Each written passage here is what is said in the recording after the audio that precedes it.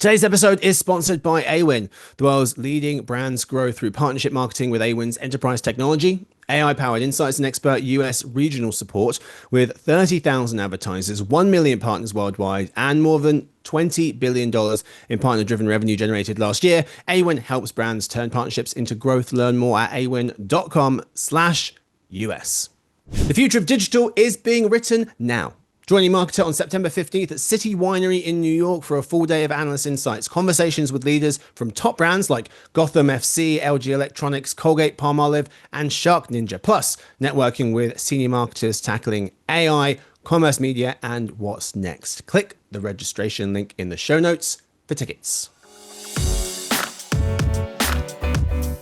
Hey gang, it's Friday, August 21st. Max, Adam, Ingrid, and listeners, welcome to Behind the Numbers, new marketer podcast made possible by Awin.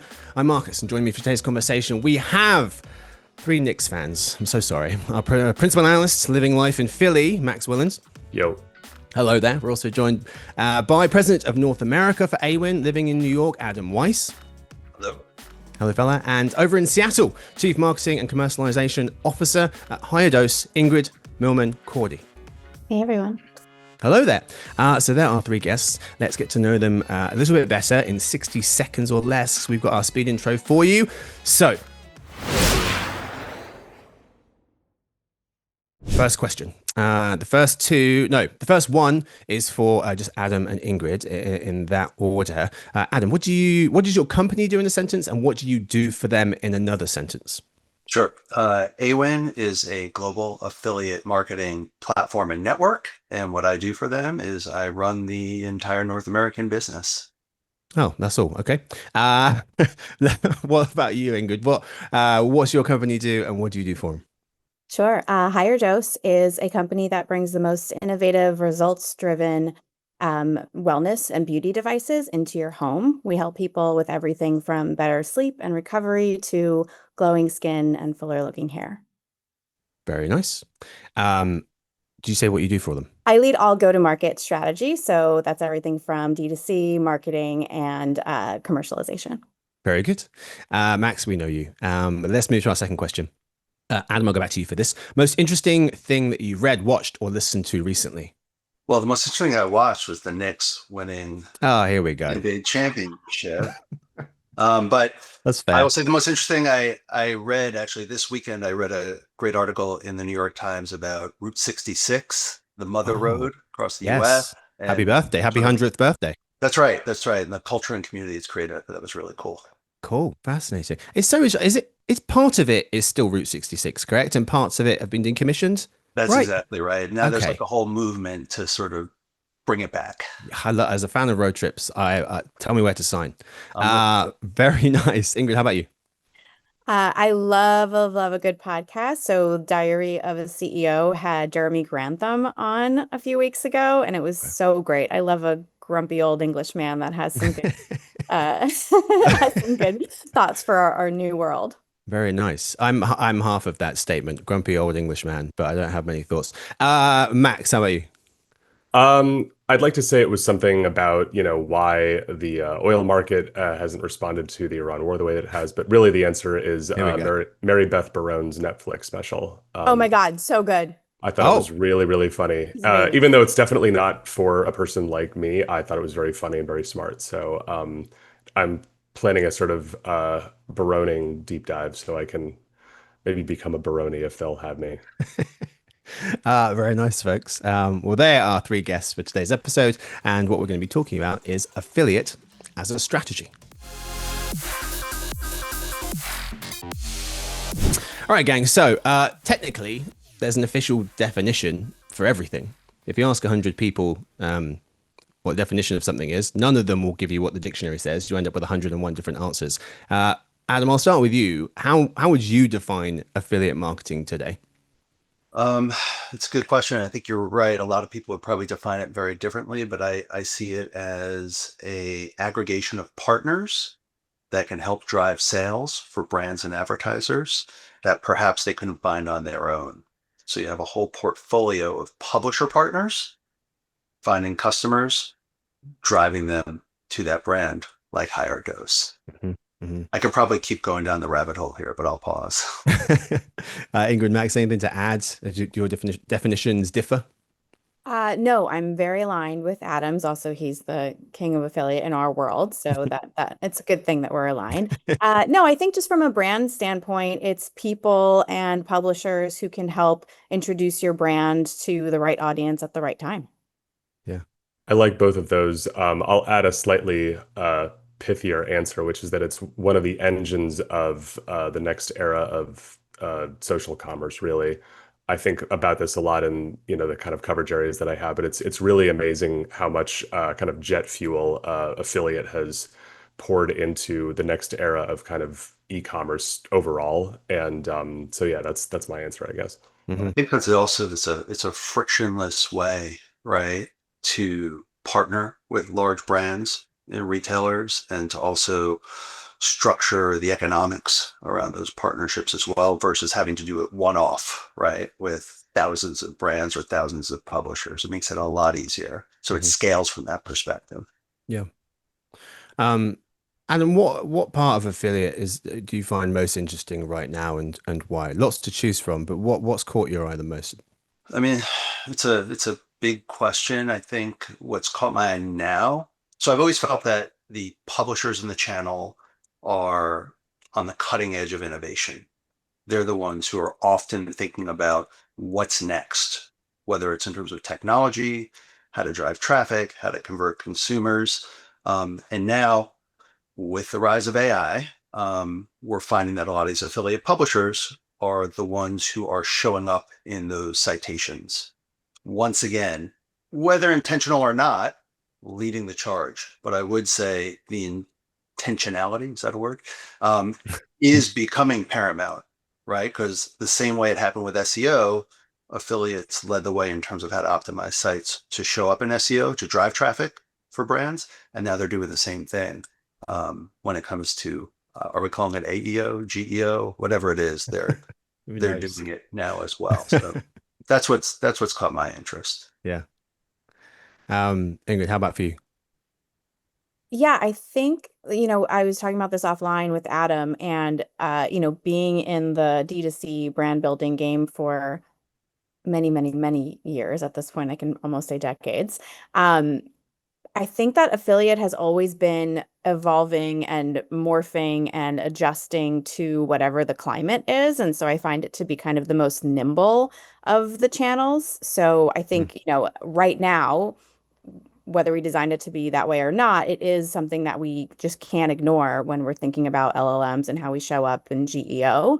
But even just the way that it has sort of like morphed and evolved as a channel into sort of like more than a channel, I think is just a testament to its like nimbleness and ability to grow with the economy, with consumer preferences and needs.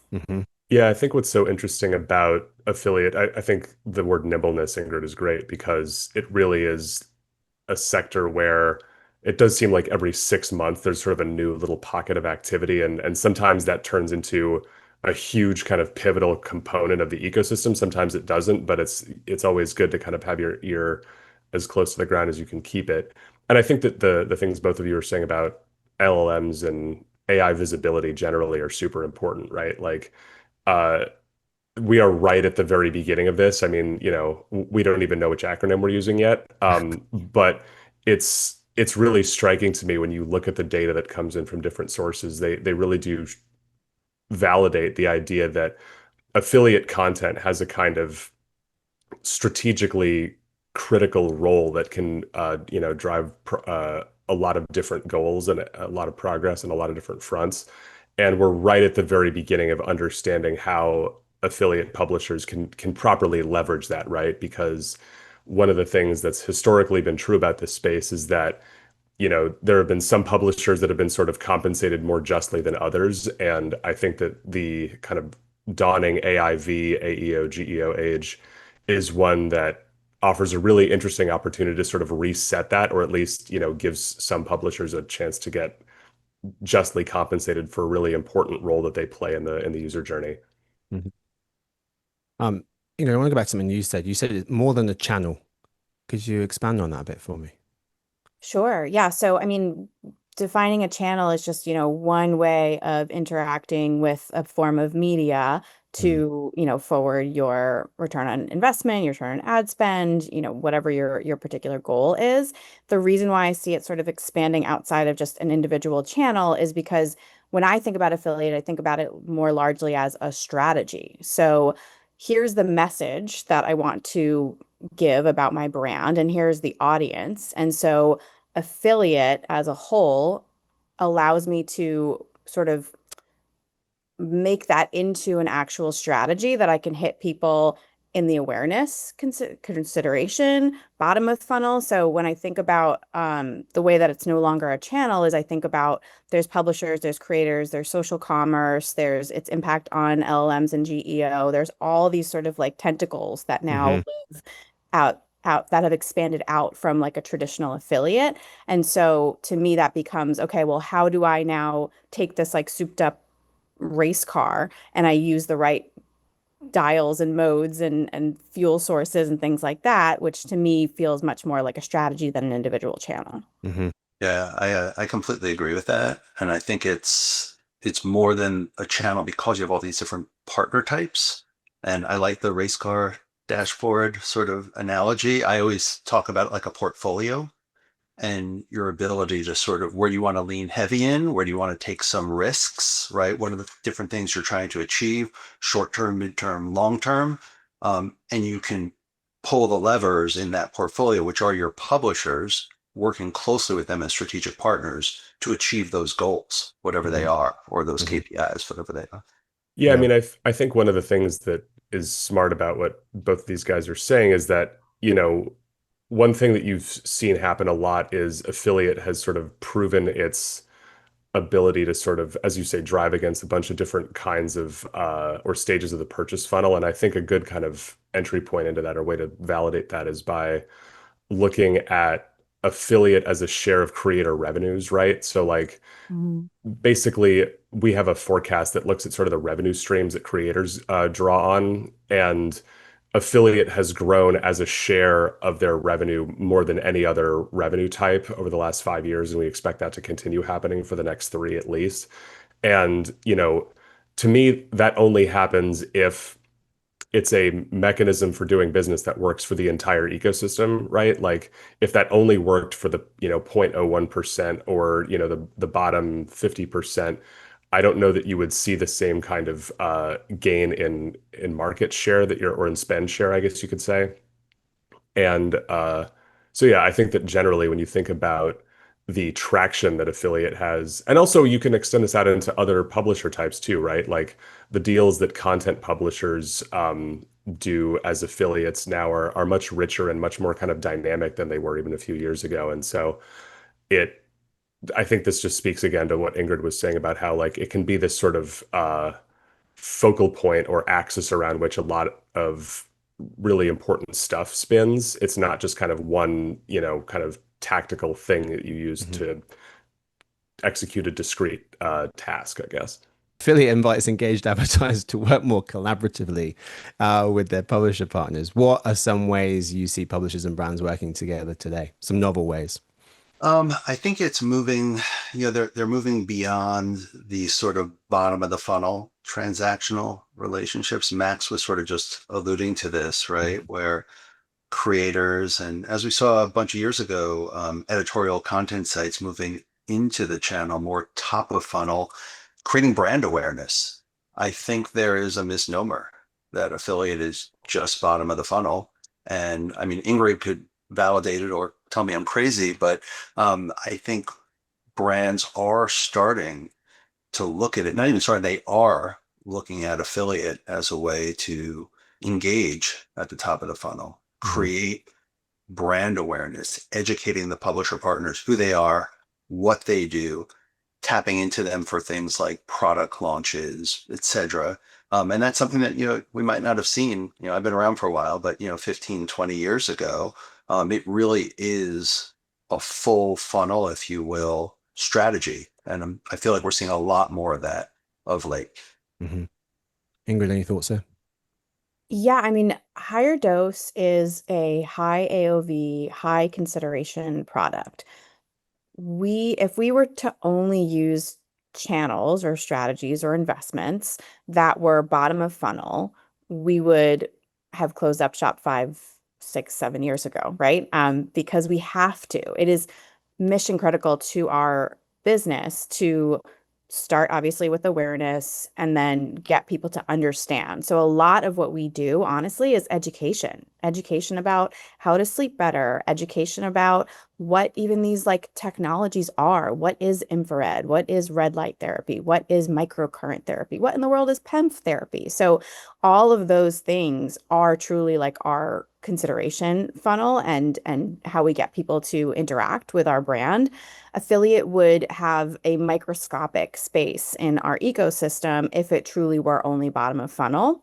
So we use affiliate to educate. So there's a lot of publishers out there that have dedicated audiences and people whose trust they've earned that we then partner with to make sure that they're getting the version of our story that we want told to the right audiences. So to us, that is such a natural integration for affiliate, which I think if you're looking at marketing in a more traditional sense, you would never pull that lever. And for us, I think a lot of our continued success and growth has been in looking at affiliate as much more than just a bottom of funnel lever. Mm-hmm. Yeah, I would actually just add to that too, is that the publishers you're working with, the things Ingrid was talking about, in a sense, they provide a third-party validation to some of these things, right? And some of them, a lot of them are experts in particular categories or verticals. So they provide that validation as well on top of, the work that someone like Ingrid and her team are doing. Mm-hmm. Yeah, because you don't want to hear it from me and my brand. You want to hear it from these publishers who've gained authority and trust with these audiences. And so we lend our education to their audience and we get their seal of approval. And it's a great partnership. And I think you can see that too if you look at data from across the internet about how, because the LLMs, as more and more people use them for things like, consideration of products or just incorporating it into their shopping journey, what you see is that a lot of these LLMs, ChatGPT especially, seems to be growing more reliant on publisher content, not less, right? Because what they're constantly trying to do is calibrate, like, do we want most of the information to come from a brand's website or from a marketplace or from third-party publishers? And I gave a presentation at Affiliate Summit East about a month ago now, and one of the slides in there came from our AI Visibility Index, where we looked at the kind of share of domain types in queries for personal care and beauty, and the share of domains that came from publishers more than doubled. It was basically 1 of every 5 domains cited in ChatGPT responses to personal care and beauty questions was from publishers. And I think that just basically illustrates Ingrid's point, right? Which is just that when possible, people would much rather hear from, passionate subject matter experts, basically. And over the last several years in particular, I would say that affiliate marketing has kind of created the conditions to create a whole ecosystem of publishers that are doing that. And it's been really interesting to see how that's evolved to suit basically, both sides of the marketplace for the last several years. Mm-hmm. Max, that actually also reminds me of at the Awin think tank a few months ago, which you were at, Lily Ray talked about the impact that publisher sites are having on LLMs. I think roughly 20-25% of them were cited when someone does a search for best product, which really speaks to what you're talking about as well.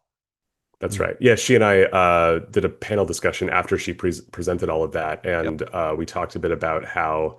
And what's so interesting is that these LLMs seemingly change the weights of what's in their responses every quarter or so, but that reliance on that kind of content seems like it's pretty durable, right? Because at the end of the day, that's the kind of content that's hard to fix or to fake or to replicate.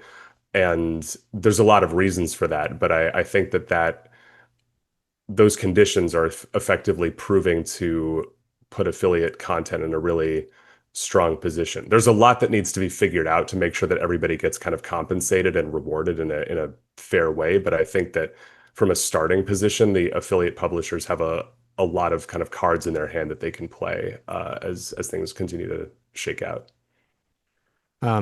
Let's end with this, Adam. I'll go back to you first. How have improvements in measurement helped position affiliate as a channel that marketers can confidently invest in?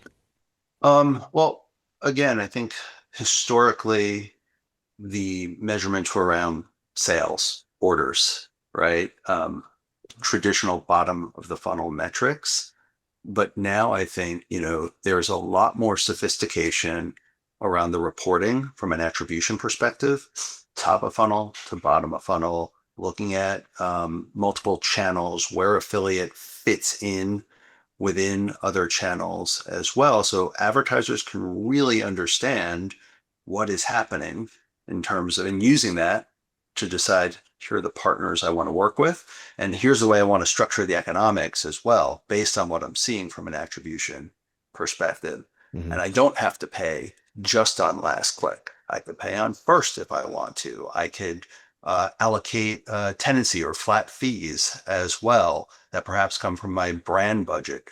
And that all starts with the measurement. It's something that Awin has been very focused on. We have things like journey path reporting. We have reporting that gives insights into where publishers are showing up as it relates to the LLMs.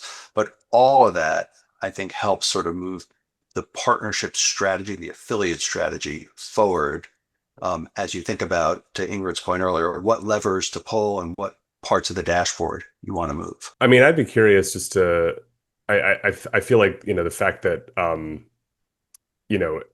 Ingrid, who sits in charge of, the commercialization of a product that costs what it costs, wouldn't be so, I think, kind of bought in if it was only something that you could, use last click to measure. One thing that I think is really interesting, even though there's a lot that still needs to kind of happen there, is there's been a ton of effort in the last couple of years to sort of find a way to make affiliate appear and kind of deliver a stronger signal inside of media mix models.